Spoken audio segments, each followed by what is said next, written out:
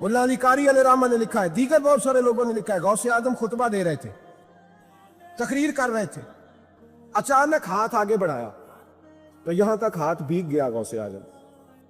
हाँ हाँ खोल के देखे, खोल के बात कर रहा हूं, हाथ यहां तक भीग गया।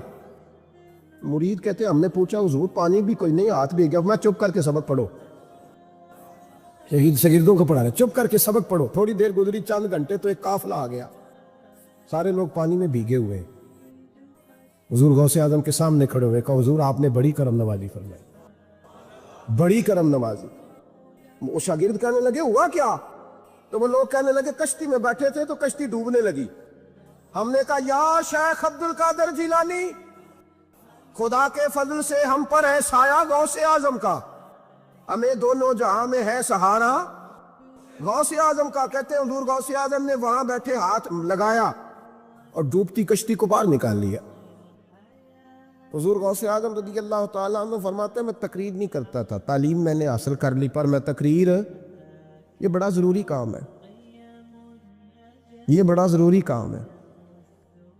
जो असरात इसके होते हैं बाकी चीज़ों, हज़रत जुनैद बगदादी, ये तो हुजूर गौसे आजम के भी पीर है ना, ये तो हज़रत दाता अली अजमेरी के भी पीर हैं। हज़रत जुनैद बगदादी के बारे में दाता साहब ने लिखा है कश्फुल माजूब में, फरमाते मैं आलिम बन गया, पढ़ गया, मेरे मामू भी थे, मेरे मुर्शद भी थे हज़रत सीरी सख्ती रहमतुल्लाह अलैह। तो मुझे अक्सर कहते हैं कि जुनैद यार तकरीर किया कर। मैं कहता हूँ हुजूर अभी मैं नेक नहीं, अभी मैं खुद ठीक नहीं। मेरे पीर भाई भी मुझे कहते हैं कि हज़रत की भी ख्वाहिश है तो हमारा भी दिल करता है। लगता है कि आपकी गुफ्तगू की बरकत से अल्लाह बड़े लोगों को हिदायत अता फरमाएगा, आप वसीला बनेंगे, तो बात किया करें। कहते मैं टाल देता, मेरे नसीब देखो, एक दिन मैं अपने घर में सोया हुआ था तो अचानक बगदाद की सारी गलियों ने महकना शुरू कर दिया। फरमाते अचानक ठंडी खुशबुएं फैल गईं। मेरे नसीब देखो कि मुझे मुस्तफ़ा करीम का दीदार नसीब हो गया। ख्वाब मेरी विच आया माही ते मैं गल विच पा लईयां बावां, ते डर दी मारी अख भी ना खोलां किते फिर विछड़ ना जावां। कहते हैं हुजूर तशरीफ लाए तो मुस्तफ़ा ने बड़ा ही नवाजा, महबूब ने बड़ा ही नवाजा। काश आपको लज्जत आए इस बात की। हुजूर ने अल्लाह अकबर बड़ा ही नवाजा। कहते हैं महबूब जाने लगे तो हल्का सा जुमला, मीठी सी बात, एक जुमला बड़ा मीठा सा, जाते दफा फरमाने लगे जुनैद तकरीर किया कर यार, तकरीर किया कर। दाता साहब लिखते हैं, दाता साहब फरमाते हैं कि हज़रत जुनैद बगदादी कहते हैं अर्ज़ की हुजूर अब तो ज़रूर करूँगा, अब तो रोज़ करूँगा, खोल के करूँ। फरमाते हैं मैं जब उठा ना, फजर की अजान हुई, वज़ू किया, सुन्नतें पढ़ी तो दिल में चोर आ गया। मेरे दिल में ख्याल आया कि पीर साहब ने तो कभी नहीं बताया कि उन्हें दीदार हुआ है, तो मुझे तो हुआ है ना। पीर साहब ने, बहुत सारे लोग पीर साहब से खुद सियाने होते हैं ना, उनको खुद नूर नज़र आता है रोज़ ख्वाब में, वो बहुत सारे जलवे खुद बयान कर लेते हैं। तो कहते हैं मेरे दिल में ख्याल आया कि पीर साहब ने तो कभी नहीं बताया, तो मुझे तो हुआ है। वो किसी दरवेश ने एक शेर कहा था, पर बड़े मसले उसने हल किए। वो कहने लगा जेड़े महरम राज हकीकत दे ओ राजे हकीकत खोल दे नहीं, ओ जिन्ना वेख्या नहीं ओ करन गल्लां, जिन्ना वेख लिया ओ ते बोल दे ही नहीं। जिन्ना वेख लिया हो उनसे बोला जाता भी नहीं, बोला जाता भी नहीं। तो कहते मैं सुनते घर पड़ी तो खरामा खरामा चला तो दिल में चोर था, बांझ फकीरों किसे नहीं मारिया, ए होई चोर अंदर दा। कहते मैं गया हजरत के पीछे नमाज पढ़ी 7वीं साफ में, तो अंदर चोर था कि मेरा तो दर्जा ऊंचा चला गया है, लेकिन मुझे दीदार हुआ है। तो कहते हैं नमाज हजरत ने खुद पढ़ाई, तो नमाज पढ़ा के कहने लगे जुनैद आगे आ जा। फरमाते मैं 3री साफ में आ गया तो कहने लगे चल यार थोड़ा और नेड़े आ जा। कहते मैं करीब जाके ना पहली साफ में बैठा तो कहने लगे इधर आ मेरे साथ बैठ। कहते मैं उनके साथ बैठ गया, हजरत के साथ। ये भी किसी नसीबों वालों को नसीब है ना। کہتے میں ساتھ بیٹھ کے مرشد کے تو شیخ تسبیح رول رہے تھے، ادھر دیکھنا میری طرف، تسبیح پھیر رہے ہیں، اور تسبیح پھیرتے پھیرتے نا اچانک آنکھ اٹھائی اور میری طرف دیکھ کے کہنے لگے اب تقریر کرو گے نا، جڑے محرم راز حقیقت دے، اب کرو گے نا تقریر؟ تو میرے اندر تو چور تھا، میں نے کہا جی اب کیا ہوا ہے؟ چور تھا نا کہ مجھے پتا ہے کسی کو پتہ ہی نہیں، اب کیا ہوا ہے؟ تو کہتے ہیں وہ چپ کر گئے۔ چند منٹ کے وقفے کے بعد پھر فرمانے لگے اب کرو گے نا تقریر؟ کہتے ہیں اندر چور بیٹھا تھا، میں نے کہا حضور ہوا کیا ہے بتائیں تو صحیح۔ کہتے ہیں انہوں نے تسبیح چھوڑی، جبہ سمیٹا اور چہرہ میری طرف پھیرا، اور میں نے ان کی آنکھوں میں جو روشنی آج دیکھی پہلے کبھی نہیں دیکھی تھی، لب و لہجے میں جو جلال آج دیکھا وہ کبھی نہیں دیکھا تھا۔ فرماتے حضرت بولے نظر تو وہ ظالم نظر ہے، اٹھے تو بیڑا ہی پار کر دے، گرے تو خانہ خراب کر دے۔ فرماتے میں نے حضرت کا جلال دیکھا اور میری طرف دیکھ کے فرمانے لگے جنید کل جو رات گزری ہے مجھے خواب میں اپنے رب کا دیدار ہوا تھا، تو مالک نے پوچھا کہ سری کوئی بات بتا، تو میں نے عرض کی مولا ایک کی مرید تیار کیا ہے وہ بھی تقریر نہیں کرتا، کبھی تیرے حبیب کا ادھر کا پھیرا ہو تو ذرا جنید کو اشارہ کر جائے تو چلو میرا بھی کام بن جائے گا، لوگوں کا بھی نفع ہوگا۔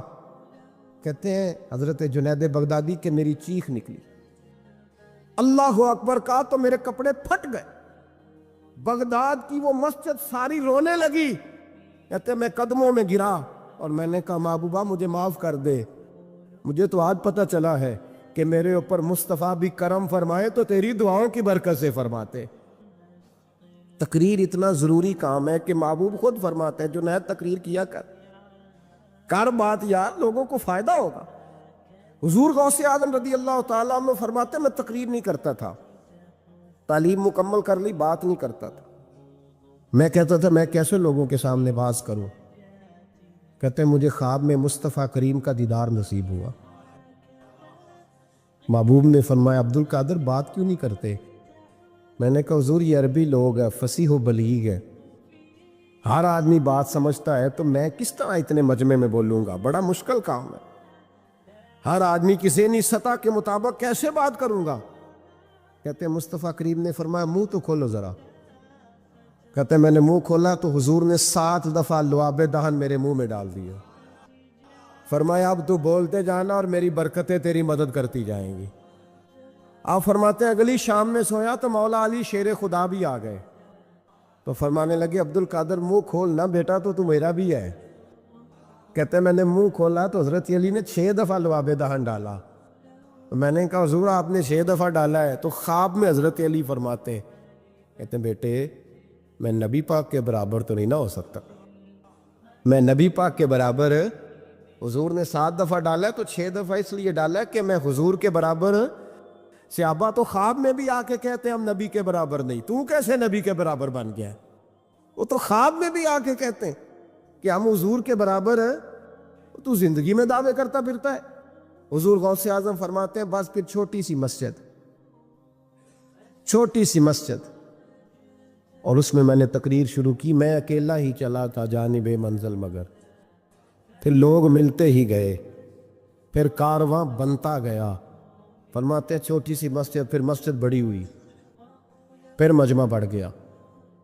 فرماتے ہیں پھر جامع مسجد، پھر مجمع وہاں بھی کم پڑ گیا، پھر بغداد کی عیدگاہ وہ بھی بھر گئی تو صحرا میں جا کے خیمے لگ گئے۔ کہتے ہیں تقریر ہوتی تو ہزاروں کا مجمع، ہزاروں کا۔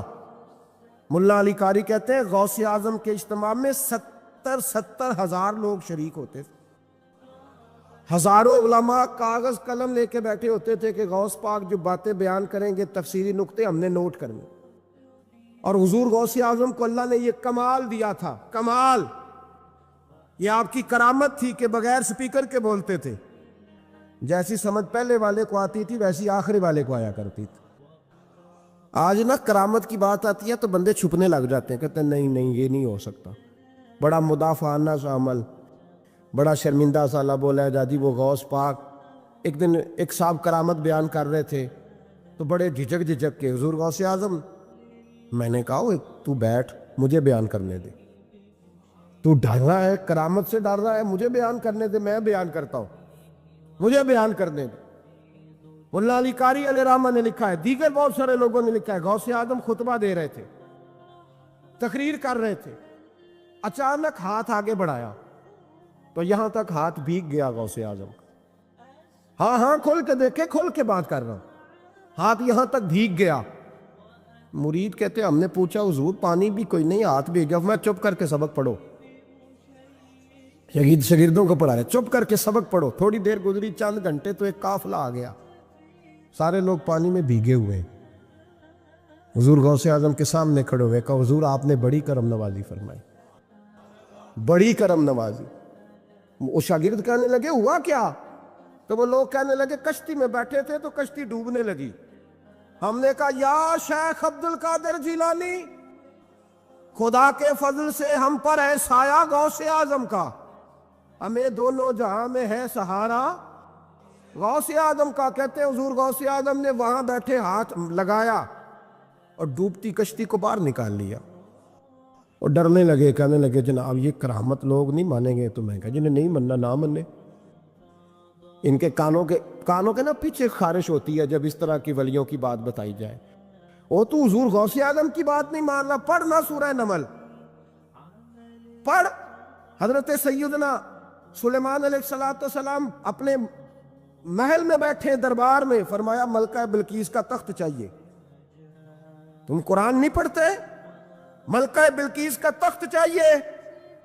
ایک جن اٹھا، اس نے کہا دربار برخاست ہونے سے پہلے، دربار کے برخاست ہونے سے پہلے، بے شک آپ 5 منٹ میں برخاست کر دیں تخت آ جائے گا، ہزاروں میل دور تھا۔ پتہ نہیں کہاں قرآن پڑھتے ہو تم، بنی اسرائیل کے ولیوں کی کرامتیں مانتے ہو، اور نبی پاک کی امت کی باری آئے تو تمہیں خارش ہوتی ہے۔ شرمندہ شرمندہ سا لب و لہجہ، ہمارا لب و لہجہ شرمندہ نہیں، اس لیے کہ ہم تو جیتے اور زندہ ہی ولیوں کے نام کی برکت سے ہیں۔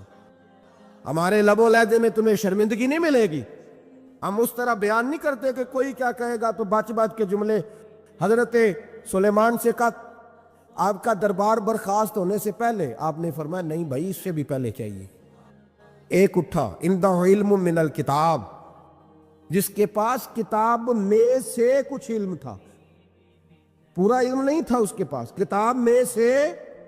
حضرت آصف بن برخیا تو کہنے لگے حضور میں نہ لے آؤں۔ تو میں کب لاؤ گے؟ انہوں نے کہا پلک جھپکنے سے نہ، اگر سارے بولے تو لطف آئے گا، پلک جھپکنے سے پہلے۔ آپ نے فرمایا چل لا کے دکھا۔ پھر آیا کہ نہیں؟ بولے آیا نا؟ حضرت آصف بن برخیا وہاں سے گئے کہ وہیں رہے؟ آیا نا تخت، 80 فٹ اونچا، 80 فٹ چوڑا، 80 فٹ لمبا، اتنا بھاری کہ شاید 50 لوگ نہ اٹھا سکیں۔ وہ آیا، سامنے رکھا، حضرت سلیمان کہنے لگے یہ کیا ہے؟ تو جناب آصف بن برخیا کہنے لگے ھذا من فضل ربی، یہ میرے رب کا، اور جن پر نرا فضل ہے ان کی یہ شان ہے، جن کو اللہ کے وبشر المؤمنین بان لہم من اللہ فضلا کبیرا۔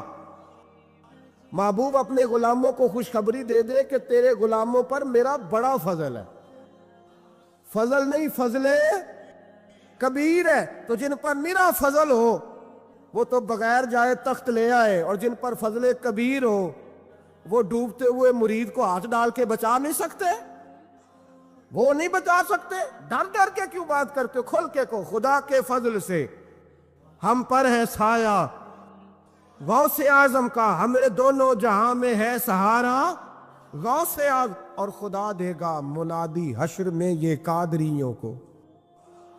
اور اس سے مراد ہر حضور غوث اعظم کا نام لینے والا قادری ہے۔ خدا دے گا منادی حشر میں یہ قادریوں کو۔ کہاں ہے قادری؟ کر لے نظارہ غوث اعظم کا۔ کہاں ہے قادری؟ کر لے نظارہ غوث اعظم کا رضی اللہ تعالی عنہ۔ اور جمیل قادری 100 جاں سے ہو قربان مرشد پر۔ یہ اعلیٰ حضرت کے خلیفہ تھے جنہوں نے لکھا ہے، کہتے ہیں جمیل قادری سو جان سے ہو قربان مرشد پر، بنایا جس نے مجھ جیسے کو بندہ غوث اعظم کا، بنایا جس نے مجھ جیسے کو بندہ غوث اعظم کا۔ حضور غوث اعظم کی کرامات کا تو یہ حال ہے کہ ملا علی قاری کہتے ہیں تواتر ہے کرامتوں میں، اور کہتے ہیں لکھتے وقت سوچتے ہیں کون سی لکھیں کون سی چھوڑیں، کون سی لکھیں، اور ایک عیسائی مسلمان دونوں جھگڑا کر رہے ہیں، غوث اعظم گزر رہے ہیں، جھگڑا ہو رہا ہے۔ عیسائی مسلمان سے کہتا ہے ہمارے نبی صلی اللہ علیہ وسلم نے مردے زندہ کیے، تمہارے نبی نے بھی کو کیا تو بتاؤ۔ مسلمان پڑھا ہوا نہیں تھا، حالانکہ نبی پاک نے بڑے مردے زندہ کیے، پڑھا نہیں تھا، بتا نہ سکا۔ غوث اعظم کے کان میں آواز گئی تو جا کے عیسائی کا بازو پکڑ کے جھنجھوڑا، فرمانے لگے کیا کہا تم نے؟ میرے مصطفیٰ نے مردہ زندہ کیا تو بتاؤں؟ فرمایا تو نبی پاک کی چھوڑ، میں غلاموں کا غلام ہوں، میں غلاموں کا غلام ہوں، مجھے بتا کون سا مردہ زندہ کرنا۔ تو چھوڑ حضور کی بات نہ کر، میں غلاموں کا غلام ہوں، مجھے بتا کون سا مردہ زندہ کرنا ہے۔ پرانی قبر پہ لے گیا، کہنے لگا جی اگر نہ ہوا تو؟ غوث اعظم فرمانے لگے جو تو کہے گا وہ میں کروں گا۔ تو کہنے لگے اگر ہو گیا تو؟ اگر تو غوث اعظم کہنے لگے نہ میرے خانقاہ پہ جھاڑو دینا، نہ میرے برتن مانجنا، نہ میرے گھر کا سودا لانا، اگر زندہ ہو گیا تو بس میرے نبی کا کلمہ پڑھ جانا، بس میرے رسول کا کلمہ پڑھ جانا۔ اللہ اکبر۔ اس نے جو سب سے پرانی قبر تھی نا، وہ کہتا ہے یہ ہمارے دادا نے بھی نہیں دیکھا تھا بندہ کون ہے، اس قبر پہ کھڑا ہو کہنے لگا اس کو زندہ کرے۔ تو غوث اعظم رضی اللہ تعالیٰ عنہ قبر کے سرانے کھڑے ہوئے تو دعا کرنے لگے، کہنے لگے مولا اپنے لیے نہیں تیرے رسول کے لیے۔ پھر فرمایا قم باذن اللہ، اٹھ اللہ کے حکم کے ساتھ۔ ایک عورت کلمہ پڑھتی ہوئی کھڑی ہو گئی، کھڑی ہو گئی، اور کھڑی ہو کے اس نے پہلا جملہ کہا تو کمال کر دی، کہنے لگی میرے نصیب دیکھو، میں بنی اسرائیل کی تھی، عبد القادر تیرے صدقے جاؤں، تو نے مجھے کھڑا کیا ہے تو اللہ نے مجھے مصطفیٰ کا کلمہ پڑھنے کی توفیق دے دی، تیرے قربان جاؤ عبد القادر، تیری کیا بات ہے۔ اب وہ بندہ دوڑ دوڑ کے غوث اعظم کے قدموں میں آیا، فرمانے لگے نا کلمہ میرے مصطفیٰ کا پڑھنا ہے، حضور کا غلام بننا ہے۔ او بھائیو، حضرت شیخ عبد القادر جیلانی، اولیاء صوفیاء، یہ جو کفرستان میں اکیلے چلے جاتے تھے نا تبلیغ کرنے کے لیے، چاروں جانب کفر ہوتا، اللہ کا ولی پہنچ جاتا، تو ان کا توکل مضبوط تھا، گھس جاتے تھے، جا کے کام کرتے تھے۔ اور دوسری بات یہ تھی کہ للہیت بہت زیادہ تھی، اللہ کی رضا ان کے پیش نظر تھی۔ یہ جو ذاتی کسی جگہ بھی انسان کا ذاتی نفع کسی مقام پہ بھی آتا ہے تو وہ اسے دنیا دار بنا دیتا ہے، اور ذاتی نفع جہاں بھی لوگ پیدا کر لیتے ہیں وہاں تھکنا شروع ہو جاتے ہیں، اکتاہٹ ہونے لگتی۔ اخلاص جہاں جہاں ہوتا ہے وہاں وہاں پھول اگتے ہیں، خوشبو پیدا ہوتی۔ خالص لوگ جو ہوتے ہیں نا، خالص اللہ کی رضا کے لیے چلنے والے، ان لوگوں کا مزاج اور طرح کا ہوتا ہے۔ حضرت خواجہ معین الدین چشتی اجمیری رحمۃ اللہ علیہ نے دلی میں ڈیوٹی لگائی تھی خواجہ معین الدین چشتی رحمۃ اللہ علیہ کی، خواجہ قطب الدین بختیار کاکی کی۔ تو حضرت اجمیر خواجہ قطب صاحب سے ملنے کے لیے دلی میں تشریف لائے، تو ایک شخص جو بظاہر اچھا دینی تعارف بھی رکھتے تھے، ان سے ملاقات ہوئی تو انہوں نے کچھ شکوہ کیا، کہنے لگے جب سے آپ نے خواجہ قطب کو بھیجا ہے ہمیں تو پوچھتا ہی کوئی نہیں، ساری لوگوں کی توجہ ادھر ہو گئی ہے۔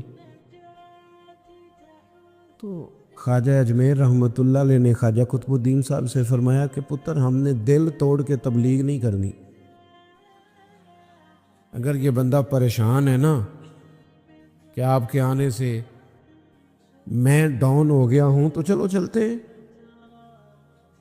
سارا سامان اٹھا لیا خواجہ قطب صاحب نے، اور خواجہ اجمیر کہنے لگے چل بیٹا ہم چل کے اجمیر میں کام کرتے ہیں۔ تو جب خواجہ قطب الدین صاحب دلی سے باہر آئے تو سارا شہر ہی باہر آ گیا، تڑپے لوگ روئے۔ ایک گل رکھی یاد وے سجنا پیاری جگ نال تیرا۔ وہ لوگ سسکیاں لینے لگے کہ جناب آپ خواجہ قطب صاحب کے بغیر ہمارا گزارا کیسے چلے گا؟ اگر یہ چلے جائیں گے تمام شہر میں ایک درد آشنا نہ ملا، بسائے اس لیے اہل جنون ویرانے۔ پھر تو ہم چھوڑ جائیں گے، شہر ویرانوں میں جائیں گے۔ جب اتنے سارے لوگوں کو خواجہ اجمیری نے روتے اور پریشان ہوتے دیکھا تو فرمایا چل بھائی قطب الدین اٹھائیے سامان واپس چلیں۔ تو کہا حضور اب جانا نہیں، آپ نے کہا تو تھا کہ ایک بندے کا دل توڑ کے تبلیغ نہیں کرنی۔ تو فرمایا اگر اتنے دل بجاتے بچاتے ایک کا ٹوٹ بھی جائے تو خیر ہے، اتنے دل بچاتے بچاتے کسی ایک کا ٹوٹ بھی جائے۔ اللہ کے بندے اخلاص والے للہ، ہمارا مسئلہ یہ ہوتا ہے لوگ صحیح کر کے دینی کام شروع کرتے ہیں، کسی خانقاہ پہ کسی ادارے میں مخلص ہو کے دینی کام کرتے ہیں، لیکن دیکھیں نا دنیاوی کام بندے کے ساتھ ساتھ ہی ہیں، بھوک بھی لگتی ہے، نیند بھی آتی ہے، لباس کی ضرورت بھی ہوتی ہے، لیکن وہ پھر دینی کام کرتے کرتے اچانک ہی انسان اپنی ان ضروریات کی تکمیل کے لیے دنیا دار ہونے لگتا ہے، تو ایک اور زندگی میں وہ چلا جاتا ہے۔ قرآن مجید نے کہا کہ وہ مومن ہوتے ہیں، ان کا ایمان مضبوط ہوتا ہے۔ حضرت غوث اعظم رضی اللہ تعالیٰ انہوں نے 12-13 سال دین کا علم حاصل کیا ہے،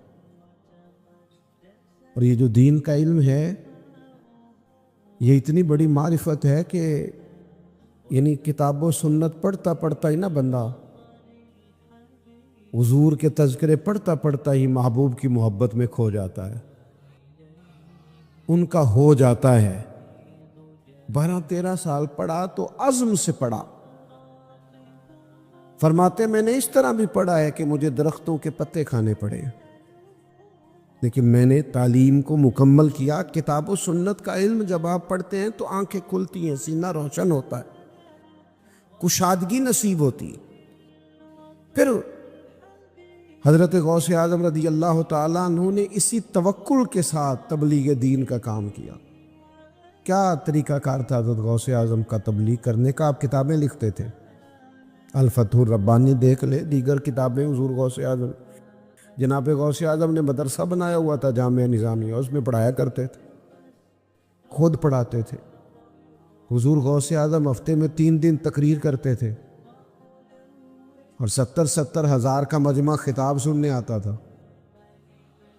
وہی طریقہ تبلیغ حضور غوث اعظم نے اپنایا جو آج تک امت میں رائج ہے۔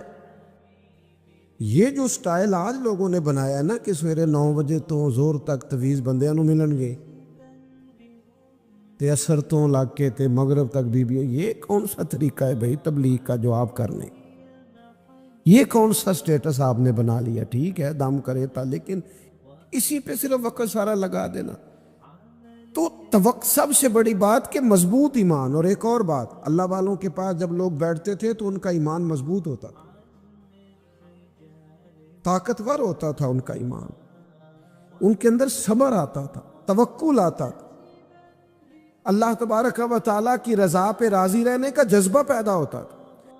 بندے کے اندر 2 صفتیں ہوتی ہیں، رضی اللہ عنہم و رضوا عنہ۔ قرآن فرماتا ہے ایک یہ ہے کہ اللہ بندے سے راضی ہو، اور دوسرا یہ ہے کہ بندہ بھی تو اپنے رب سے راضی ہو نا۔ اللہ نے جس حال میں رکھا ہے اس حال میں بندہ بھی اپنے رب سے۔ حضرت رابعہ بصریہ رحمۃ اللہ علیہا جس دن بیمار نہیں نہ ہوتی تھی، جسم کے کسی حصے میں درد نہیں ہوتی تھی، تو ہاتھ اٹھا کے کہتی تھی مالک تو مجھ سے ناراض تو نہیں؟ کوئی نہ کوئی درد ہوتا رہتا ہے تو میں تجھے یاد کرتی رہتی ہوں، کوئی نہ کوئی تکلیف ساتھ رہتی ہے تو میرا دل نرم رہتا ہے۔ ہمارے ایک شیخ تھے، بزرگ تھے، وہ فرمایا کرتے تھے پتہ ہے سجدے کا سب سے زیادہ مزہ کب آتا ہے؟ جب بندہ دکھی ہوتا ہے۔ جب لوگ دل توڑتے ہیں تو پھر کوئی مزہ آتا ہے سجدہ کرنے، پھر کوئی ذائقہ نصیب ہوتا ہے رب کی بارگاہ میں جھکنے میں، تو اللہ کے بندے کے پاس بیٹھیں گے تو یہ نعمتیں ملیں گی، اور اگر کسی جگہ بیٹھ کے یہ نعمتیں نہیں ملتی، میں عرض کروں کہ بعض ایسے عرس بھی ہوتے ہیں جن میں سارا کچھ ہی ہوتا ہے، صرف اللہ کا نام نہیں لیا جاتا، معاذ اللہ۔ آپ رب رسول کا ذکر ہی نہیں کر رہے، اور حضرت کا ذکر آیا تو جھوم رہے ہیں۔ او خدا کے بندے، جس کا جو درجہ ہے، جو مقام ہے، اس مقام پر اس کی عظمت بنتی ہے، لوگ کمزوری دکھاتے ہیں۔ مضبوط ایمان اللہ کے نیک بندوں کا ہوتا ہے، طاقتور، اور جو ان کے پاس بیٹھتا ہے اس کا ایمان بھی مضبوط ہو جاتا ہے۔ اور دوسری بات یہ کہ وَكَانُوا يَتَّقُونَ، وہ پرہیزگار ہوتے ہیں، پرہیزگار۔ ایک ہوتا ہے نمازی، ایک ہوتا ہے حاجی، ایک ہوتا ہے سخی، ایک ہوتا ہے پرہیزگار۔ نماز پڑھنے والا نمازی ہے، حج کرنے والا حاجی ہے، خیرات کرنے والا سخی ہے، گناہ سے بچنے والا پرہیزگار ہے۔ پرہیزگار کہتے ہیں گناہ سے بچے، احتیاط کرے، متقی رہے۔ ڈاکٹر کے پاس جب ہم جاتے ہیں تو ڈاکٹر دو چیزیں کرتا ہے، ایک دوائی دیتا ہے، ایک پرہیز بتاتا ہے۔ مشکل کام کیا ہوتا ہے؟ اولی اولی پہ دس دے ہو، لگتا ہے تسی بڑے چنگے جاب دے ہو، پرہیز دے۔ ڈاکٹر دو چیزیں کہتا ہے، ایک دوائی کھانی اور دوسری، میں اپنی والدہ کو لے کے ایک دفعہ ڈاکٹر صاحب کے پاس گیا تو ڈاکٹر صاحب کے پاس پہلے ایک بوڑھی اماں بیٹھی تھی، تو انہیں کچھ تکلیف تھی سینے میں، تو ڈاکٹر صاحب بوڑھی اماں سے کہنے لگے، اماں یہاں تو چول چھڑ دے تو تیری دوائی بھی چھوٹ جائے گی، تو جے تو چول نہیں چھڑنے پھر میں دوائی لکھ دینا۔ اماں آکھن لگی، پتر تو دوائی لکھ دے، چول نہیں چھوٹ دے۔ یہ اور نفسیاتی مسئلہ اس طرح کا ہوتا ہے کہ جو چیز ڈاکٹر منع کر دے اس کو دل زیادہ کرتا ہے، یہ طبیعت ہوتی ہے۔ ڈاکٹر منع کر دے نا